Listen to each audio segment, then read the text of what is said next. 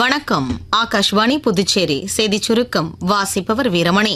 நாட்டின் எரிசக்தி தேவையை பூர்த்தி செய்வதில் அணுமின் சக்தி முக்கிய பங்கு வகிப்பதாக பிரதமர் திரு நரேந்திர மோடி தெரிவித்துள்ளார். அணுசக்தியின் முக்கிய பங்கு குறித்து மத்திய இணையமைச்சர் டாக்டர் ஜிதேந்திர சிங்கின் ஆழ்ந்த கருத்துக்களை பிரதமர் திரு நரேந்திர மோடி பாராட்டி வெளியிட்டுள்ள சமூக வலைதள பதிவில் இவ்வாறு கூறியுள்ளார்.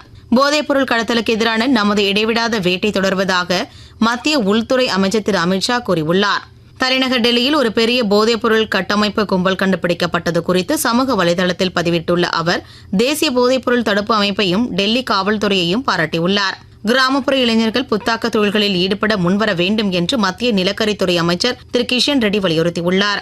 ஹைதராபாத்தில் இன்று வளர்ச்சியடைந்த பாரதத்திற்கான தொழில் முனைவோர் அலுவலகத்தை திறந்து வைத்து பேசிய அவர் இவ்வாறு தெரிவித்தார்.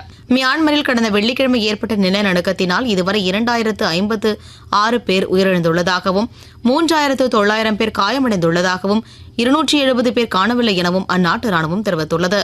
அதனைத் தொடர்ந்து தாய்லாந்தில் ஏற்பட்ட நிலநடுக்கத்தினால் 19 பேர் உயிரிழந்துள்ளனர்.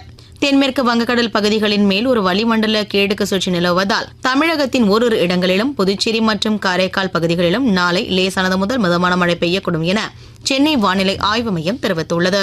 IPL 2020 கிரிக்கெட் போட்டியில் இன்றிரவு 7:30 மணிக்கு மும்பையில் தொடங்கிய ஆட்டத்தில் டாஸ் வென்ற மும்பை அணி பந்து வீச்சை தேர்வு செய்து கொல்கத்தா அணியை ஆடப்பணித்தது. கொல்கத்தா அணி சற்று முன்வரை 4 விக்கெட் இழப்பிற்கு 5.4 ஓவர்களில் 41 ரன்கள் எடுத்திருந்தது. இத்துடன் இந்த செய்திச் சுருக்கம் நிறைவு பெறுகிறது.